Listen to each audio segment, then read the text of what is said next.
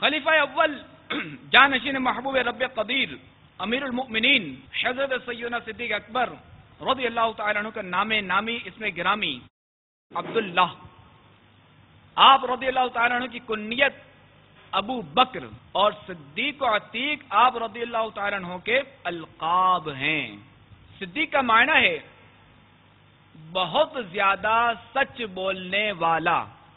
آپ رضی اللہ تعالیٰ عنہ زمانہ جاہلیت ہی میں اس لقب سے ملقب ہو گئے تھے، کیونکہ ہمیشہ ہی سچ بولتے تھے۔ اور عتیق کا معنی ہے آزاد۔ سرکار عالی مرتبہ صلی اللہ تعالی علیہ وآلہ وسلم نے آپ رضی اللہ تعالیٰ عنہ کو بشارت دیتے ہوئے فرمایا انت عتیق من النار، یعنی تو نار دوزخ سے آزاد ہے، اس لیے آپ رضی اللہ تعالیٰ عنہ کا یہ لقب ہوا۔ آپ رضی اللہ تعالیٰ عنہ قریشی ہیں اور 7ویں پشت میں شجرہ نسب رسول اللہ صلی اللہ تعالی علیہ وآلہ وسلم کے خاندانی شجرے سے مل جاتا ہے۔ آپ عام الفیل کے تقریباً 2.5 برس بعد مکہ المکرمہ زاد اللہ شرفوں و تعظیمہ میں پیدا